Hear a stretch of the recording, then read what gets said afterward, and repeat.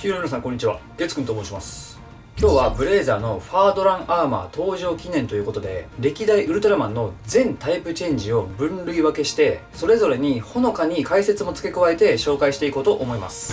では早速ティガのスカイタイプ並みにスピーディーにやっていきます。まず歴代全ウルトラマンのタイプチェンジをサクッとジャンル分けしてみました。一般的なタイプチェンジとして知られているのが一番上の使い分け型で、2番目の強化型というのが一般的に強化形態と言われている形態ですね。今回さらにそれをがっつりと分類分けして6つにしてみました。それを図にするとこんな感じで、要は使い分け型とシンプル強化型にもなんやかんや種類がありますせということです。この図が結構重要なんで、視力下がるくらい目に焼き付けてください。一応このそれぞれの名称自体は当然ですけど、公式の設定とかではなく勝手に月くんがほざいているだけなので、その辺よろしくお願いします。それでは順番に行きます。まずは使い分け型のタイプチェンジ。ティガのスカイタイプパワータイプ、ダイナのストロングタイプミラクルタイプ、コスモスのコロナモードスペースコロナモード、トリガーのスカイタイプパワータイプ、デッカーのストロングタイプミラクルタイプがこの使い分け型に該当します。これらは使い分け型のみに該当している形態です。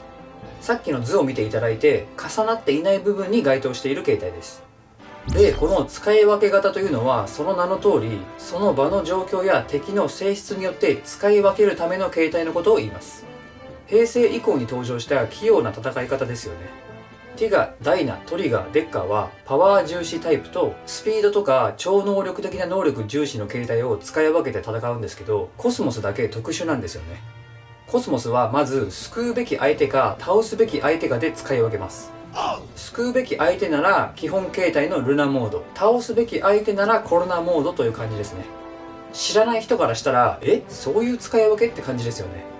もしあなたがコスモスと戦うことになってコスモスがコロナモードになったら、自分の運命を察した方がいいです。さらにスペースコロナモードは宇宙での戦いが得意で、スピードや超能力的な戦い方が得意です。あとは使い分けといってもダイナに関しては1回の戦いでどちらかにしかチェンジできないという縛りがあったりもします。だからダイナは状況をよく見てからチェンジしないと後々大変なことになります。次にシンプル強化型の形態。コスモスのエクリプスモードとフューチャーモード、ジャスティスのクラッシャーモード、ザ・ネクストのジュネス、ネクサスのジュネス、ジュネスブルー、メビウスのバーニングブレイブ、ゼロのシャイニングとワイルドバースト、ビクトリーナイト、エクシード X、ジードのウルティメイトファイナル、タイガのフォトンアース、グリッタートリガーエタニティ、デッカーのダイナミックタイプ、この辺りが該当します。多すぎるしカラフルだし目がチカチカしますね。さっきの使い分け型と違って部分的な強化や変化ではなくて、全体的にパワーアップしていて、基本形態の上位互換のような戦い方ができるかなり強い形態たちという感じです。強いだけあっていろんな条件が重なってようやく変身できたり、エネルギーの消費が激しかったり、強力な分デメリットがある形態が多いのも特徴です。例えばコスモスのエクリプスは時間制限があるし、メビウスのバーニングブレイブも最初はガイズと共闘している時にしかなれなかったし、グリッタートリガーエタニティもコントロールが大変だったり消耗が激しかったりします。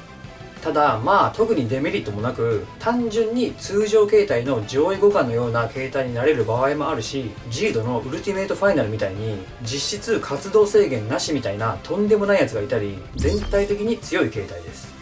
ウルトラマンノアもここに入れてもいいんですけど、ノアはあくまで本来の姿がノアで、弱体化した姿がネクサスやネクストという感じなので、ノアを強化形態とするのはなんか違う気がしたので今回は入れてませんが、もし入れるならここです。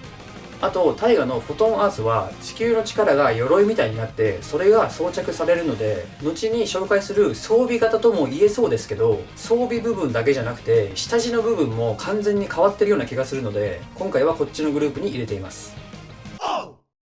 次は合体強化型の形態。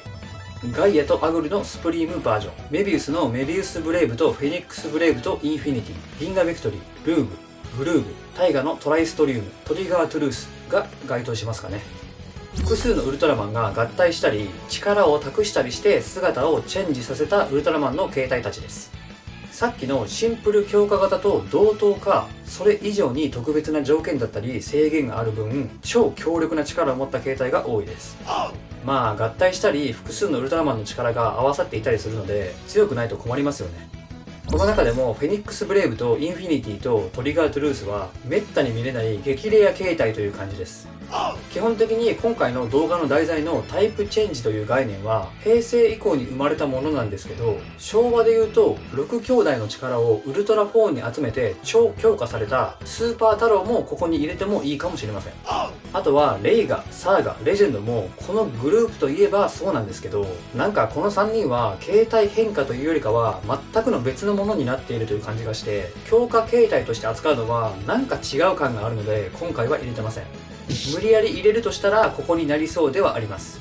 ただそれで言うと銀河ビクトリーも銀河の強化形態というよりかは別のウルトラマンという扱いっぽいので、さっきの3人と同じく外してもいいと思うし、入れるとしても次に紹介するお借りします型にしてもいいし、かなり特殊でこの企画泣かせなウルトラマンです。人によってここだろ、いやここだろって意見が分かれそうなウルトラマンでもあります。次はお借りします型。これは使い分け型と強化型両方を含んでいて、ゼロのルナミラクルとストロングコロナとビヨンド、銀河ストリウム、オーブのオリジン以外の各形態、ジードのウルティメイトファイナル以外の各形態、ロッソとブルのフレイム、アクア、ウィンド、グランド、Z のオリジナル以外の各形態がこれに該当します。いろんなウルトラマンの力を部分的にお借りして使い分けるってやってることをチートじみてますよね。しかもシンプル強化型とか合体型と違って特にこれといったデメリットがない形態が多いです。あんまりやりすぎるとじゃあみんな力借りまくればいいやんってなっちゃうので、登場させるためには設定をちゃんと考えないとバランスブレーカーになりうる方ですね。ロッソとブルに関してはウルトラマンの力をお借りしているというよりかは属性の力を使っている感じなので、他とは少し違った感じになってますね。つくづくロッソとブルのオリジンってどうなっているのか謎ですよね。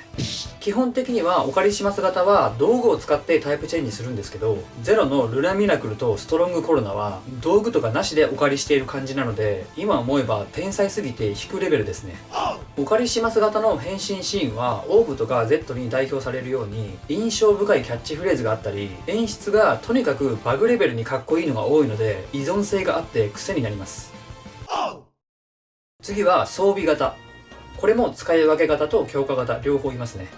光のハンターナイト剣、ウルティメイトゼロ、X のアーマー系の各形態、そしてブレイザーのファードランアーマーがこれに該当します。お借りします型とか合体型と紙一重というか合わせ技的なオーラも漂っている形態ですけど、装備型は元の姿は基本変わらずにその上から何かを装備している感じなのがこのタイプです。だからウルトラブレスレット所持の帰ってきたウルトラマンとか、マックスギャラクシー所持のマックスとか、リブットブロッカー所持のリブットもここに入れてもいいかもしれませんね。この中で剣は自由自在に形態を変化して戦うという感じではなくて、ボガールに滅ぼされたアーブの怨念の鎧、アーブギアを強制的に装着させられてしばらく外せなかったのでちょっと異質ですね。X は装備型でなおかつ使い分け型というかなり独自性の強いオンリーワンな個性を持ってますね。ブレイザーのファードランアーマーも装備型なのに機械とかアイテムじゃなくて怪獣なのが個性ありますよね。他にもワームホールを通じてブレイザーの地元から何かが助立ちしに来る可能性もあるので目が離せませんね。ビクトリーのウルトランス各種も入れるならここっぽいんですけど、あれは形態というよりかは必殺技判定で今回は入れていません。あとはテクターギアゼロも装備型に入れてもいいといえば入れてもいいと思うんですけど、あれをタイプチェンジと認識している人はあんまりいないと思います。最後はアップデ型。アップデート型はガイアとアグルの V2、ベリアル、オーブオリジン、トリギアが該当します。